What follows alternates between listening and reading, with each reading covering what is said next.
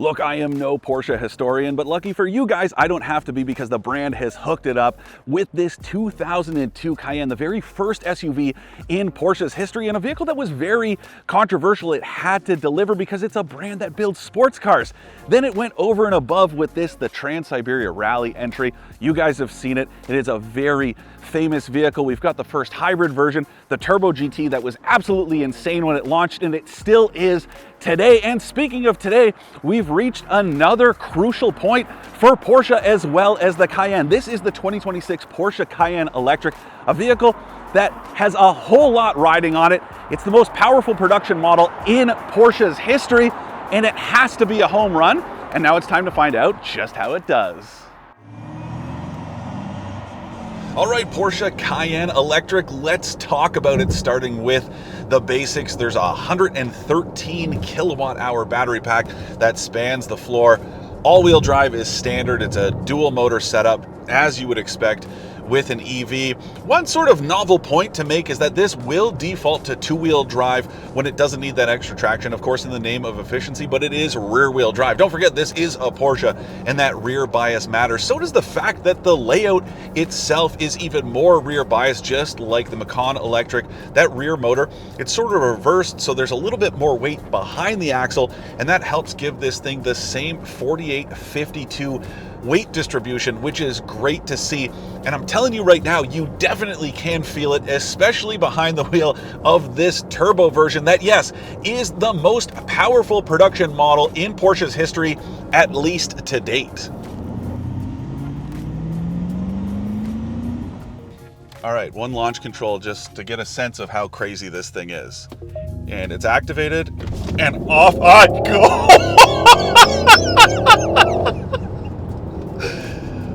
Oh my God, this is honestly the kind of vehicle that would not just make passengers puke, but drivers too. You really do feel all your internal organs shuffling around inside of you.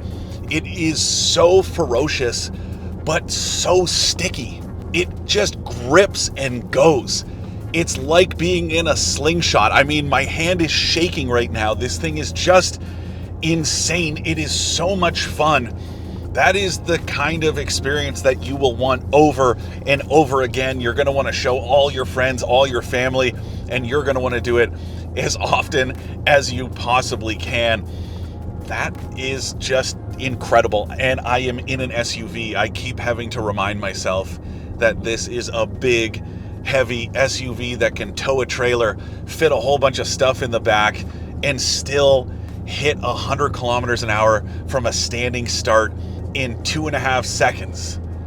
Absolutely wild. So what are we talking here? Well, it's 1,139 horsepower and 1,106 pound-feet of torque. Yes, that is with launch control activated, but those are absolutely outrageous numbers. And yes, EVs are capable of these ridiculous figures, but in this case, they really do matter because they mean this thing can scamper from a standing start to 100 kilometers an hour in 2.5 seconds, which is just ridiculous. Now, to give you a faint idea of what that means, well, I'm going to spin this thing over into Sport Plus. Hammer down and go. This is one of the most violent accelerating vehicles I have ever piloted. Yes, there are slightly quicker ones. I think the Taycan Turbo GT can do it in something like 2.2 seconds, but I'm telling you, this feels just as quick. And once you get into these exceptionally low numbers, they all sort of feel the same. But Porsche really has turned this thing into a weapon. Despite its size, you pretty quickly forget that you're piloting an SUV and not a sports car. It's very light and very nimble. This chassis is also exceptionally balanced, and one of the reasons why, yes, of course, it's got incredibly wide tires. I don't know, 325 section width rear, 285 front. That makes it feel very planted. So does the low center of gravity and all that weight of the battery pack. But this thing also has Porsche Active Ride, and it means that there is no semblance of body motion whatsoever, whether you're hustling around a winding road like this or on an off-road course, or yes, even on a rallycross course. Okay. Yes, sir. Let's do it. Yeah, let's do it. Yeah. So 3, 2, 1, let's go.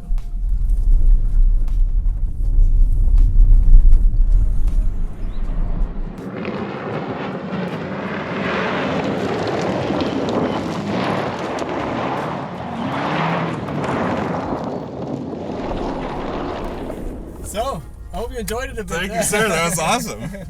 Now, yes, that was a turbo. That was the top dog, at least for now. And he was slinging that thing around that gravel, and there really wasn't much to it at all as far as body motion. Yes, I mean, it's crazy. The G-forces are off the charts, but it felt very balanced just as it does out here on the road. It is an incredible system.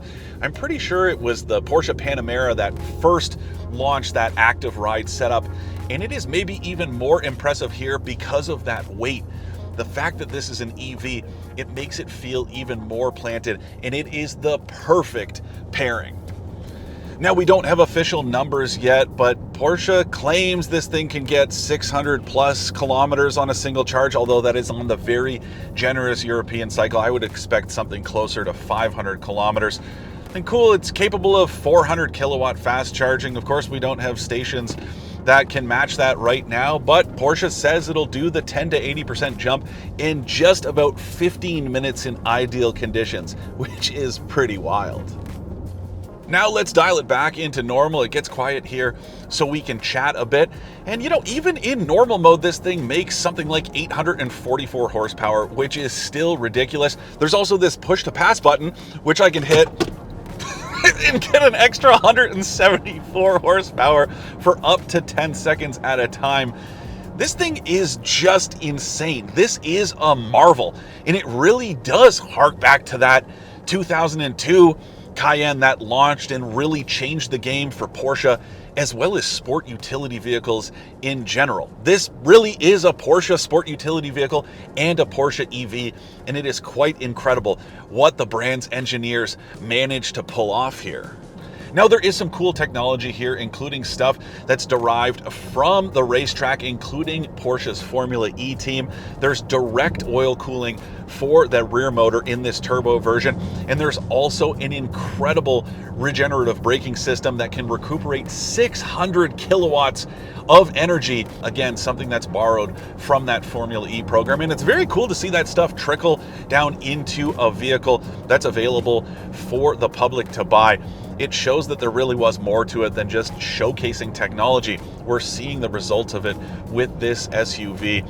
I really like driving it. It's super quiet. It's amazingly comfortable. Again, that active ride, the standard air suspension, the available rear axle steering, it all helps make this a very serene and smooth vehicle, as you would expect a luxury EV to be. But then it's got all that performance potential, and it's right there under your foot when you want it.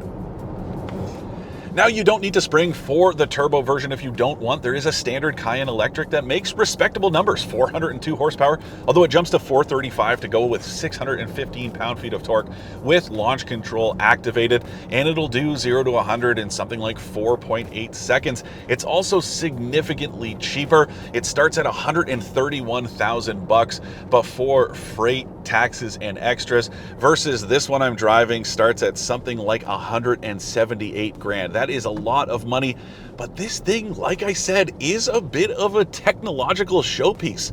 This has elevated Porsche's EV game to an all-new level. The Taycan was already great. The Macan Electric did its thing. I really like it, but this is the pinnacle of Porsche's EV program to date. It is absolutely fantastic, and I think this is the one that matters most, not just because of what's going on with Porsche right now. We all know the kind of financial hardships it's going through.